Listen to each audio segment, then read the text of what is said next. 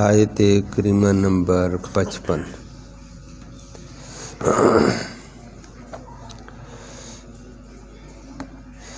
الحمدللہ عدد خلقہ ورضا نفسہ وزنۃ عرشہ ومداد کلماتہ والصلاۃ والسلام علی صفوۃ رسلہ وخیر خلقہ محمد وآلہ وصحبہ۔ اما بعد فاعوذ باللہ من الشیطان الرجیم، بسم اللہ الرحمن الرحیم۔ انما ولیکم اللہ ورسولہ والذین آمنوا الذین یقیمون الصلاة ویؤتون الزکاة وهم راکعون۔ ومن يتول اللہ ورسولہ والذین آمنوا فإن حزب اللہ هم الغالبون۔ صدق اللہ العلی العظیم وبلغنا رسولہ النبی الامی الکریم۔ قابل تکریم معزز سامعین کرام، آیت کریمہ میں جماعت حق کی صفات کا ذکر فرمایا کہ دین والے، حق والے وہ لوگ ہوتے ہیں۔ کل بھی آپ نے اس کی صفات سنی تھی، فرمایا دین والے، حق والے وہ لوگ ہوتے ہیں جو دین کا ساتھ دیتے ہیں، اللہ ان کا دوست اور ولی بن جاتا ہے، اللہ کا رسول ان کا دوست اور محبوب ہوتا ہے، ایمان والوں کے ساتھ ان کی دوستی اور محبت ہوتی ہے۔ اللہ ہم سب کو نصیب فرمائے۔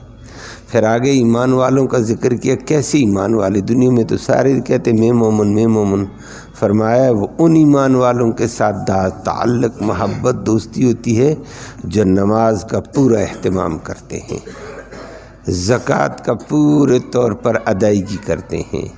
نمبر 3، عاجزی انکساری کرنے والے ہوتے ہیں۔ اور فرما دیا جو اللہ اور اللہ کے رسول اور مومنوں سے محبت کرے گا، یہ اللہ کی جماعت ہے۔ اللہ کی جماعت دنیا میں بھی غالب، آخرت میں بھی غالب، عزت والی رہے گی۔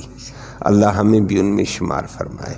لفظی سماعت فرمایا پہلے جماعت حقہ کی 5-6 صفتیں آئی تھیں، اب ان کا ذکر کیا۔ انما ولیکم، بے شک تمہارا ولی، دوست، اللہ ہے، ورسولہ، اور اس کا رسول ہے، والذین آمنوا، اور وہ لوگ ہیں جو ایمان لائے۔ کیسے ایمان لائے؟ الذین، وہ لوگ، یقیمون الصلاۃ، یقیمون، وہ پورے اہتمام سے قائم کرتے ہیں، الصلاۃ، نماز کو، ویؤتون الزکاۃ، نمبر 2، اور وہ ادا کرتے رہتے ہیں زکوٰۃ کو، نمبر 3، وہم راکعون، اور وہ ہیں عاجزی کرنے والے، انکساری کرنے والے۔ اور آخر میں فرما دیا وَمَن يَتَوَلَّ اللَّهَ، جو اللہ تے سے دوستی لگا لے، وَرَسُولَهُ، اور اس کے رسول سے دوستی لگائے، وَالَّذِينَ آمَنُوا، اور ایمان والوں سے دوستی اور محبت قائم کریں، فَإِنَّ حِزْبَ اللَّهِ، بے شک یہ اللہ کی حزب، اللہ کی جماعت ہے، ہم الغالبون، یہی غالب ہونے والے ہیں، دشمن زہر ہوگا، یہ غالب ہوں گے۔ آپ نے کل بھی سماعت کیا تھا، اللہ نے صحت تنبیہ کے انداز میں فرمایا دین حق سچا ہے، تمہاری مرضی یہودیوں کی چاپلوسی کرو، تمہاری مرضی عیسائیوں کی طرف چلے جاؤ، تم دین کو چھوڑ کر چلے جاؤ، دین کا نقصان نہیں، نقصان تمہارا اپنا ہوگا۔ یہ کل آپ نے سنا۔ اور ساتھ اللہ نے فرما دیا ہے کہ من یرتد منکم عن دینہ، جو تم میں سے دین سے مرتد ہو جائے پھر بھی جائے، دین کا کوئی نقصان نہیں، اللہ کا کوئی نقصان تمہارا، بلکہ اللہ فسوف یأتی اللہ بقوم، اللہ ایک ایسی قوم لائے گا جو اللہ ان سے محبت کرتا ہے اور وہ اللہ سے محبت کرتے ہوں گے، اور مومنوں پر بڑے نرم مہربان ہوں گے، کافروں پر بڑے دشوار اور سخت ہوں گے۔ اور نمبر 4 اللہ کے راستے میں جہاد کریں گے، اور نمبر 6 فرمایا وہ کسی ملامت گھر کی ملامت سے گھبرانے والے نہیں ہوں گے، اللہ کے دین کو لے کر چلنے والے۔ اور 6 صفتیں بیان کر کے فرمایا یہ صفتیں بھی جو اللہ نے ان کو دیں یہ بھی اللہ کا فضل ہی ہے، کسی کا اپنا کمال نہیں ہے، ذالک فضل اللہ یؤتیہ من یشاء۔ آج اللہ نے بھی اسی جماعت حقہ کو بتایا، چھٹی صفت اس میں کیا ہوگی کہ ان کی دوستی اللہ سے، اللہ کے رسول سے، ایمان والوں سے ہوگی۔ آج چھٹی صفت بتائیے، اللہ ہم سب کو یہ نصیب فرمائے۔ محدثین کرام کی ایک اچھی خاصی جماعت ہے، مفسرین کرام کی، جس میں حضرت علی رضی اللہ تعالیٰ عنہ صحابہ میں سے، عبداللہ بن عباس ہیں، عبداللہ بن مسعود ہیں، حسن بصری رحمہ اللہ تابعین میں سے ہیں، امام اکرمہ ہیں، عبداللہ بن عباس ہیں، اچھی خاصی مفسرین کی جماعت کہتی ہے یہ اللہ نے جہاں جو ارتداد کا اور ایک جماعت حقہ کی 7 صفات کا ذکر کیا ہے، یہ نبی کریم صلی اللہ علیہ وسلم کی زندگی کے آخری ایام اور حضرات صحابہ کرام کی سچی جماعت کی طرف اشارہ تھا۔ میں اس کا مختصر خاکہ ذکر کرتا ہوں، باقی تفصیل لمبی ہے۔ نبی کریم صلی اللہ علیہ وسلم جب دین کو لائے، پھیلاتے پھیلاتے عرب میں دین غالب ہو گیا تھا اللہ کے فضل سے، اچھا خاصا غلبہ تھا، پورا عرب غالب ہو گیا۔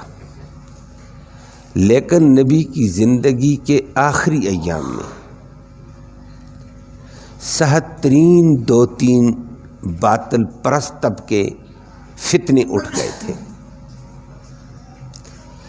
ایک فتنہ مسلمہ کذاب جھوٹا نبی نبوت کا دعویٰ کر کے آ گیا، اور اس کی اچھی خاصی جماعت تھی، وہ تفصیل ہے، احادیث میں موجود ہے۔ اس ظالم نے کلمہ پڑھا، کلمہ پڑھ کر مرتد ہو گیا تھا، دین سے پھر گیا اور دعویٰ کر گیا کہ میں نبی ہوں۔ نبی کریم صلی اللہ علیہ وسلم سے اس نے ملاقات بھی کی، اور یہ دعویٰ اس کا تھا کہ اگر نبی اپنے ماں بعد مجھے خلافت دیتا ہے، نیابت دیتا ہے، تو پھر تو میں نبی کے ساتھ ہوں، محمد رسول اللہ کے ساتھ۔ دوسری صورت یہ ہے یا پھر نبی شیری علاقہ یمن کا، یمامہ کا، مرکزی علاقے میرے پاس ہوں گے، یہ دیہات کا نبی، میں شہر کا نبی، تقسیم کر لیتے ہیں۔ نبی کریم صلی اللہ علیہ وسلم نے اس کی باتیں سنی، اپنے وفد بنو حنفیہ کے ساتھ آیا تھا۔ بخاری کی روایت میں آتا ہے نبی کے ہاتھ میں کھجور کی ایک ٹہنی نیچے پڑی، اٹھا کر فرمایا تو اس ٹہنی کو بھی مانگے گا نا تو جیسے بدبختوں کو یہ ٹہنی بھی نہیں دوں گا۔ تو آدھی خلافت کی بات یا میری نیابت کی بات کرتا ہے؟ نبی کی نیابت عظمتوں والوں کو ملا کرتی ہے، منحوسوں کو نہیں ملا کرتی ہے۔ یہ نبی کے الفاظ۔ اب پھر اگلی بات آپ کے سامنے آتی ہے، نبی کی نیابت عظمتوں والوں کو ملتی، اور وہ عظمت والا کون تھا؟ صدیق اکبر، اللہ نے اس کے حصے میں ڈالی تھی۔ نبی کہہ کر اس سے چلے گئے، اور قیس بن شماس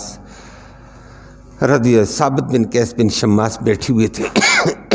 ان کا یہ سے بات کرو، یہ آپ کی شکوک شبہات کا جواب دے دے گا۔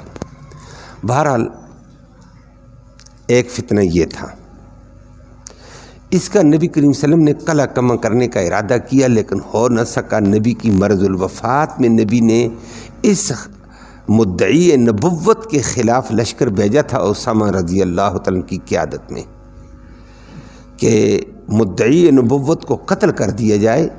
نبی پر نبوت ختم ہے، نبی ختم نبوت کے تاج کے ساتھ آئے ہیں، اس نبی کے بعد کوئی اور نبی نہیں ہے۔ نبی نے بھیجا تھا، لیکن اسامہ کا لشکر مدینے سے باہر جا کر رکا، جیسے ہوتا ہے ساتھیوں کی وصولی کے لیے۔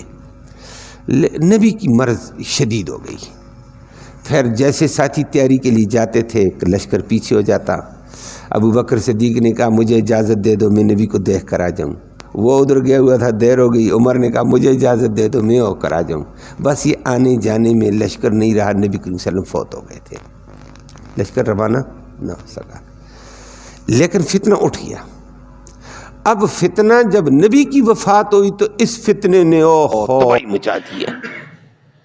بنو حنفیہ کے بے شمار لوگ اس کی طرف ساتھ ہو گئے تھے، جو نبی سے ابھی ملے نہیں تھے، مسلمان تھے، صحابہ نے ان کو تعلیم دی تھی، لیکن وہ پلٹ گئے، اس کو نبی ماننے لگ گئے۔ اس کے کمانڈوز تھے، بڑی فوج، لاکھوں کی فوج تھی۔ اس کے بعد دوسرا جھوٹا نبی پیدا ہو گیا تھا، اسود عنسی، قبیلہ مزجج میں۔ وہ کہتا میں نبی ہوں۔ نبی کریم صلی اللہ علیہ وسلم نے اس کے خلاف بھی لشکر بھیجا تھا۔ ختم نبوت کے اوپر تحفظ کا پہرا دینے کے لیے نبی نے خود اقدام کیے تھے، اور یہ لشکر گیا بھی تھا، لڑائی بھی ہوئی تھی۔ جس رات کو اس بدماش اسود عنسی کو قتل کیا گیا اور صحابہ وہاں سے چلے کہ نبی کو جا کر پیشن گوئی دے دیں کہ نبی نے فرمایا مجھے کوئی راحت و سکون دے دے اس بدماش کو مار کر۔ جہاد کے سفر بھیجا تھا، لیکن رات کو اس کو قتل کیا۔ پیشن گوئی دینے والا خوشخبری لے کر مدینے میں پہنچا، صبح مدینے میں 9-10 بجے اللہ کے پیغمبر کا انتقال ہو گیا تھا۔ جیسے وہ پیشن گوئی لے کر آیا تھا، پیشن گوئی نبی کو سنا نہ سکا، اس کا خاتمہ ہو گیا۔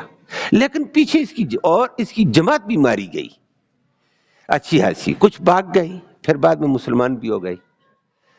تو یہ بھی ایک فتنہ تھا۔ لیکن اس کے قتل کے بعد اس کے ہمنوا، وہ آپ جانتے ہیں، کوئی دلدادہ لوگوں کا ہو تو اس کے لیے لوگوں کی کتنی وہ ہوتی ہے، یہ بھی ایک فتنہ تھا۔ تیسرا قبیلہ بنو اسد میں طلحہ اٹھ گیا تھا، وہ کہتا ہے میں نبی ہوں بنو اسد میں، اس نے بھی الگ زور پکڑا ہوا ہے۔ یہ 3 مدعی نبوت آئے ہوئے تھے نبی کی آخری ایام میں۔ ایک تو نبی کی وفات سے پہلے مارا گیا، لیکن نبی کو اس کی اطلاع نہیں ہوئی تھی۔ مسلمہ کذاب بھی اپنی بڑی بھاری جماعت کے ساتھ موجود ہے، اور طلحہ بھی موجود ہے۔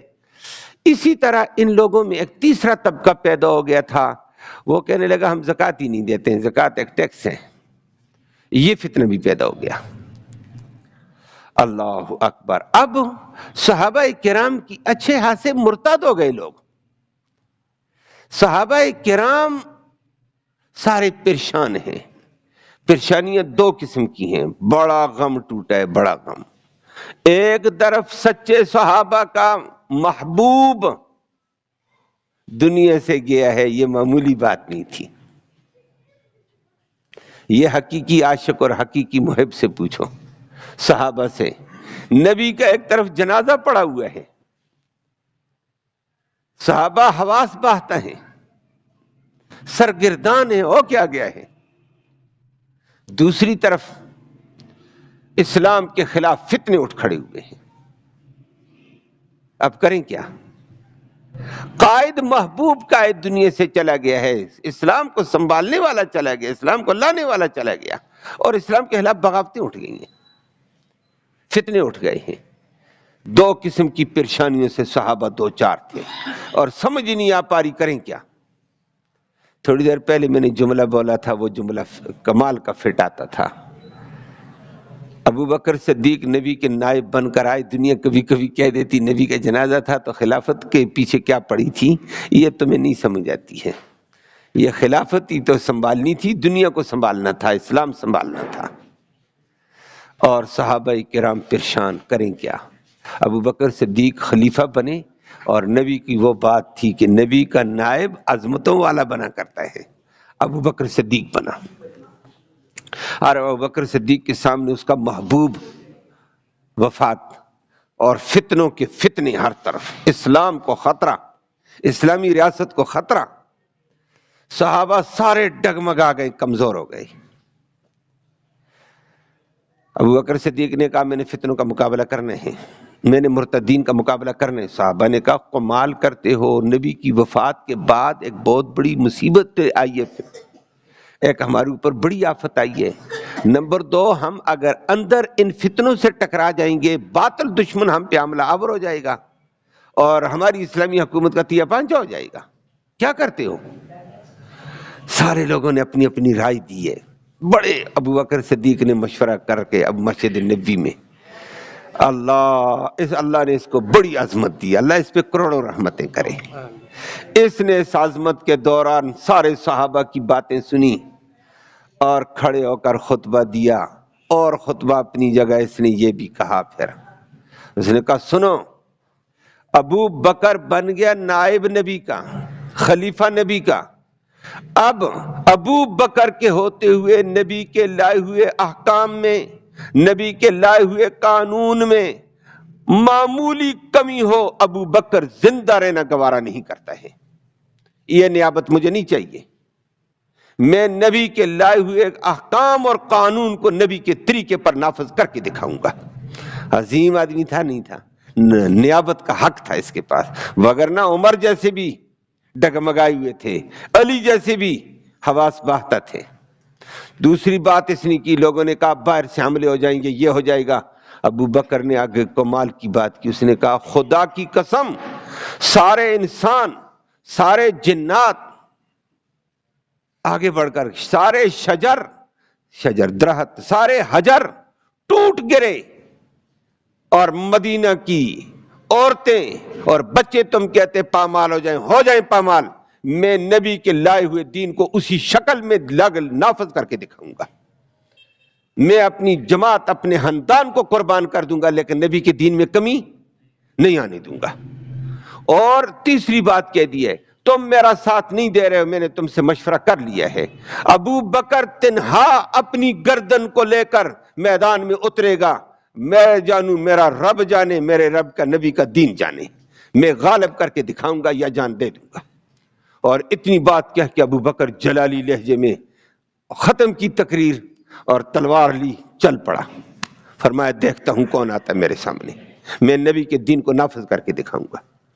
اللہ، ابو بکر کا کمال حوصلہ تھا اس موقع پر، اتنا حوصلہ کوئی ساتھی بھی، سچے صحابہ ڈگمگائے ہوئے۔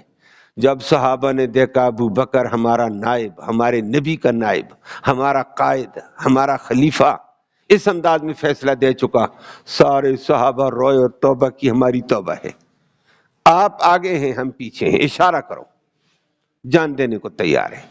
ابو بکر صدیق نے فٹ صحابہ نے تشکیل کی، مسلمہ کذاب کے خلاف تشکیل دے دیا لشکر۔ خالد بن ولید کی میت میں جاؤ، مسلمہ کذاب کا بڑا فتنہ ہے، اس کو سدباب کرو۔ خالد نے فرمایا، کسی نے کہا باہر سے لشکر آئے گا، عورتوں کو یہ کر دے گا۔ ابو بکر صدیق نے کہا عورتیں قربان کر سکتا ہوں، لیکن نبی کے دین میں کمی برداشت نہیں کرتا۔ اللہ کیسے بندوں کو چنتا ہے۔ ہم کہتے ہیں 2-4 پیسے ضائع نہ ہو، دین کی چھٹی ہونے دو، ہمارا مفاد خراب نہ ہو، دین جائے، ایمان جائے۔ ابو بکر نے کہا نبی عورتیں ساریوں کو، مدینہ کی عورتوں کا، ابو بکر کے عجیب الفاظ تھے، عمر رونے لگ گیا، مدینہ کی عورتوں کو کتے نوچیں، مجھے اس کی پرواہ نہیں، مجھے نبی کے لائے ہوئے دین کو نافذ کرنے کی بات ہے، میں نافذ کر کے دکھاؤں گا۔ کمال کی جرت تھی اس موقع پر۔ عمر بھی کہا کرتا تھا کہ میں سوچتا تھا کہ ابو بکر ذرا نرم ہے، لیکن استقلال اور استقامت میں ابو بکر پہاڑ ہے۔ اور صحابہ نے لشکر تشکیل دیے، مسلمہ کذاب کے خلاف لشکر گیا، جب محاصرہ ہوا، بڑی جنگجو قوم تھی، اس کے کمانڈوز تھے ابو بکر صدیق، اور اللہ کا کرنا۔ وحشی بن حرب کا نام آپ نے سنا ہے، وحشی بن حرب جس نے حضرت حمزہ کو شہید کیا تھا، حضرت حمزہ کا کلیجہ نکالا تھا، وحشی بن حرب۔ اور بات لمبی ہو جائے گی۔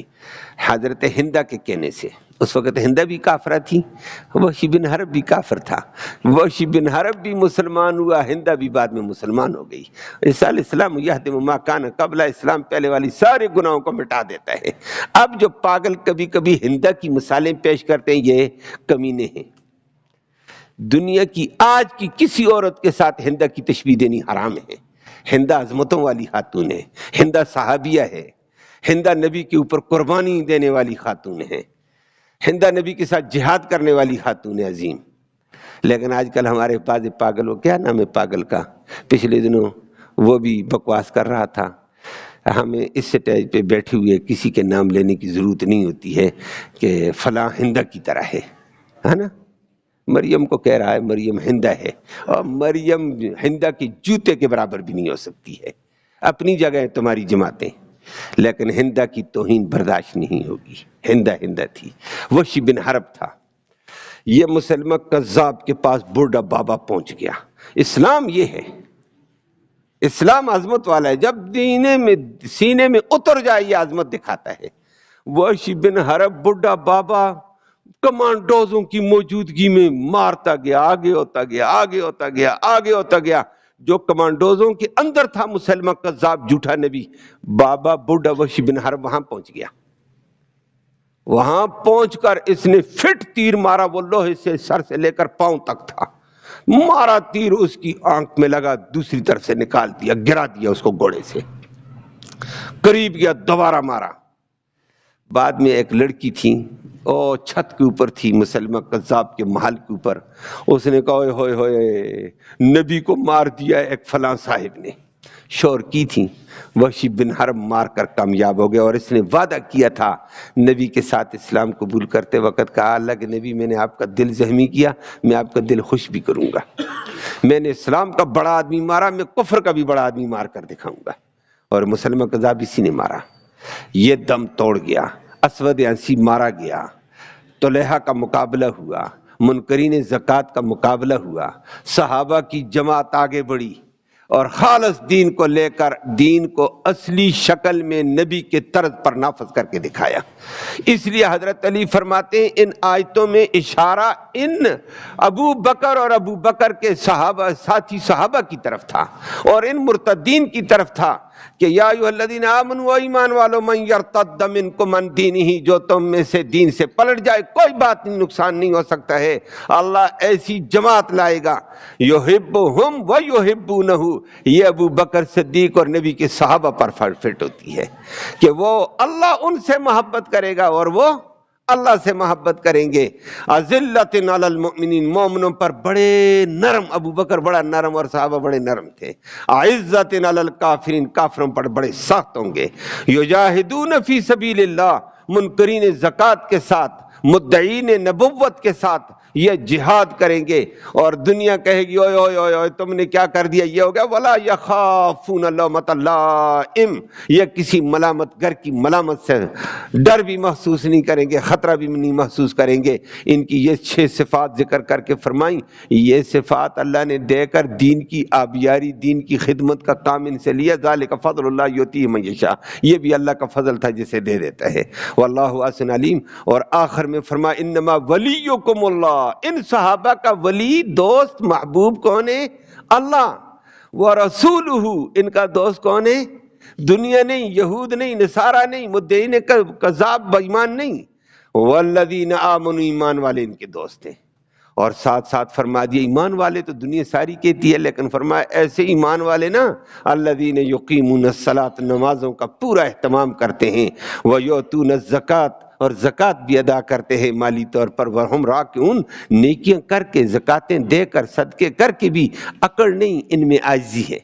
یہ حضرات صحابہ کرام ہیں اور راکعون ہیں۔ فرمایا ایسا طبقہ وَمَن يَتَوَلَّ اللَّهَ وَرَسُولَهُ وَالَّذِينَ آمَنُوا، فرمایا جو اللہ جن کا دوست بن گیا ہے، اللہ کا رسول جن کی محبت اللہ سے، اللہ کے رسول سے، مومنوں سے، یہ تو اللہ کی جماعت ہے، اللہ کی جماعت غالب آ کر ہی رہے گی۔ اور واقعتاً ابو بکر صدیق غالب، دنیا کا کفر مٹا، مرتدین کے فتنے ختم، دوبارہ کئی مسلمان ہو کر واپس پلٹ گئے اور اسلام کو ایک قوت ملی ہے۔ اسی موقع پر بعض مفسرین نے بڑی عجیب بات لکھی ہے کہ یہ مومنوں کی جماعت میں علی بھی تھا، علی بھی اس میں شامل ہے، اور اس کا ذکر کر کے فرما دیا ہے کہ آیت میں آتا ہے کہ انما ولیکم اللہ ورسولہ والذین آمنوا الذین یقیمون الصلاۃ ویؤتون الزکاۃ وہم راکعون۔ فرمایا اسی جہاد میں علی بھی تھا، علی نماز پڑھ رہا تھا اپنی، یقیمون الصلاۃ، بڑے اہتمام سے، توجہ کے ساتھ، اور ایک سائل آ گیا میں محتاج ہوں، فلاں علاقے سے آیا ہوں، میرا تعاون کرو۔ اللہ، علی اس وقت رکوع میں تھے، علی نے اپنے ایک ہاتھ سے انگوٹھی تھی چاندی کی پہنی ہوئی، اور پاس کچھ بھی نہیں تھا، انگوٹھی نکال کر ایسے پھینک دی ہے، لو بھائی، اور فرمایا اللہ نے یہ پیشن گوئی بھی دے دی، اس سچی جماعت میں ایسے سچے لوگ بھی ہوں گے، یقیمون الصلاۃ بھی ہوں گے، ویؤتون الزکاۃ، زکاتیں بھی دیں گے، صدقے بھی دیں گے، وہم راکعون، ہوں گے کہاں؟ رکوع میں، نماز بھی چل رہی ہے اور رکوع میں بھی ہے، صدقہ بھی چل رہا ہے۔ کیسے عظمت والے لوگ تھے یہ، انہوں نے دین کو اپنے اوپر بھی نافذ کیا، دنیا پر بھی نافذ کیا، دین دل میں تھا، دنیا دل میں نہیں تھی، تبھی تو دین آج تک ہم پہ پہنچا۔ اللہ ان پہ کروڑوں رحمت نازل فرمائے، ان کی محبت ہمیں نصیب فرمائے، اس طبقے میں اللہ ہمارا بھی شمار فرمائے۔ اللہم صلی وسلم دائما ابدا علی حبیبک خیر الحبیب۔ یا اللہ تو رحمت کے فیصلے فرما، کوتاہیوں کو معاف فرما، صغیرہ کبیرہ گناہوں کو معاف فرما، دونوں جہانوں کی سرخروئی نصیب فرما۔ یا اللہ ہمارا یہ بیٹھنا، یہ سننا سنانا اپنی جناب میں قبول فرما، اس سننے سنانے کا ایصال ثواب ہمارے اعزاء اقارب جو دنیا سے فوت ہو چکے ہیں، یا اللہ ان کی روحوں تک تحفے کی شکل میں اس کا ثواب پہنچا، ان کی مغفرت فرما، ان کو جنت نصیب فرما۔ یا اللہ بیماروں کو اپنے فضل سے شفا نصیب فرما۔ ہمارے درس کے ساتھی متین صاحب بیمار ہیں، دعا فرمائے اللہ ان کو بھی صحت کاملہ عاجلہ مستمرہ نصیب فرمائے، اور بھی 3-4 احباب نے دعاؤں کا کہا ہے، دعا فرمائے اللہ ان کو بھی صحت عطا فرما۔ یا اللہ جتنے مریض ہیں اسپتالوں میں، گھروں میں، یا اللہ تو سب کو شفا نصیب فرما، ان کے علاج کو ان کی شفا کا ذریعہ فرما، تو رحمت کے فیصلے فرما، کرم کا معاملہ فرما، رحم کا معاملہ فرما۔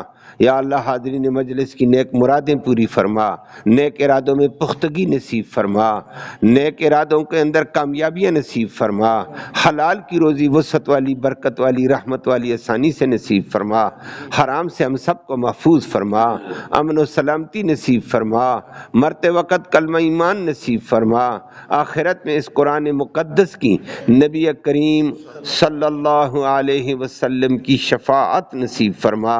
صلی اللہ تعالی علی خیر خلقہ محمد و آلہ و صحبہ اجمعین، آمین یا رب العالمین۔